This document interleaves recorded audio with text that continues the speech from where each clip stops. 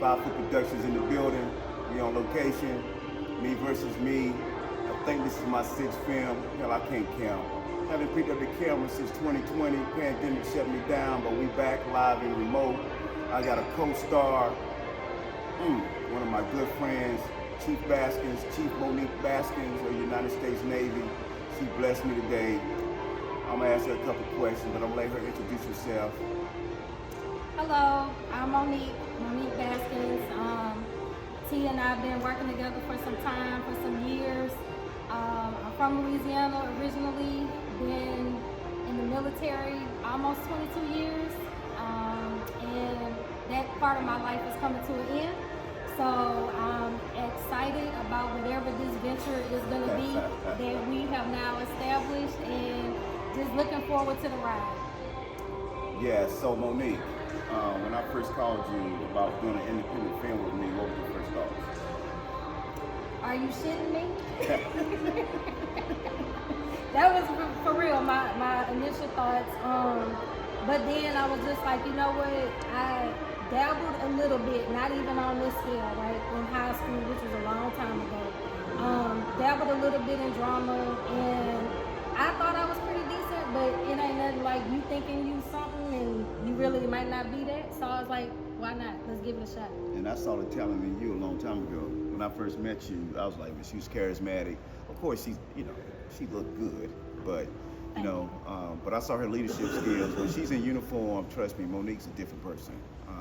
You can see the leadership skills. You can see that those years in the United States Navy has developed her into the woman she is today. But in a short period of time, I was like, I want to help her in her life after the military.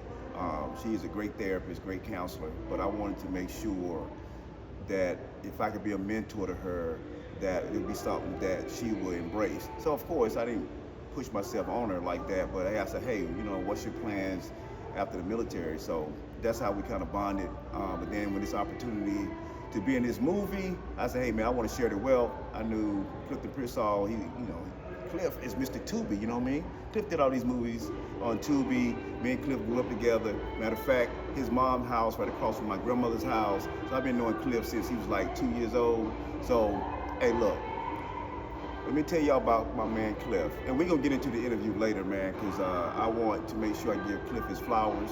But for him to do this film with me, and from where we come from, hey man, this is icing on the cake. But then when you add this type of talent, someone who served over 20 years in the military, and then we're doing a movie about how people from the military struggle with depression, suicidal ideations, PTSD, transitioning from the military battlefield back to civilian life. Hey, who else to come to someone that's seen it? She's seen and understands why the suicide rate is high in the United States Navy. So this was a no-brainer. But like I said, this is 5 Foot Productions. I'm Dr. Terrence Graham. I'm the writer, producer, filmmaker. What else? Give me some other titles. Child therapist, substance abuse counselor, mentor, licensed clinician, own 3 private practices. That's me. But speak up, talk down. And a good friend. And I'm a good person, a good friend. And like I said, I always put others first. If I can help you, I will. But I want everyone to come out and see this film. It's going to be phenomenal. I think this is going to be the one. I think this is going to be my best film. I got so much talent in this movie, but you're going to see it for yourself. It's coming soon. Hopefully I can release this movie in December. Monique, one more question before we go. When you did that dramatic scene, what was the emotions you experienced doing that scene with Cliff? So transparently, in my real life, I've experienced a relationship that was with somebody who was an addict, who was also a military member. So for me, the scene was fictitious, if you will, but the emotional part was not fictitious.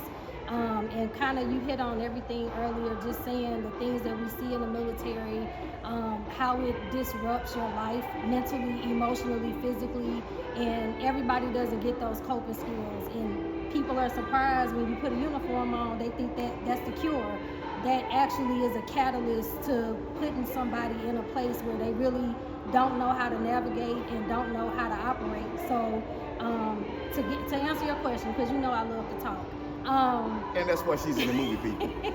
We need talkers. To answer your question though, the emotions for me took me back to that place, to that time where that was what I was enduring. And once you've experienced something, you can't unexperience it. So it's nothing to go back to that.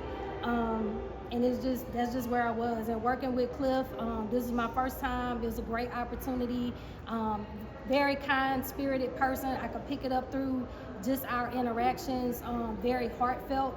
And I think this is something that will spark a lot of people's attention, because a lot of people struggle with this, and for some people it's still taboo to talk about. So I know I went all the way around the world, but and Cliff looks like Kevin Hart. So again, we walking in the mall in Chesapeake, and everybody's staring because they think Kevin Hart is in the building. So we got footage of him walking around the mall, and everybody like, who is that? It's Kevin Hart, aka Clifton Brissaw. So, stay tuned. 5 Foot Productions LLC YouTube channel. We got more interviews. Again, I'm honored and privileged to be in the presence of greatness. Thank you, Miss Monique. You're welcome, Dr. T. All right.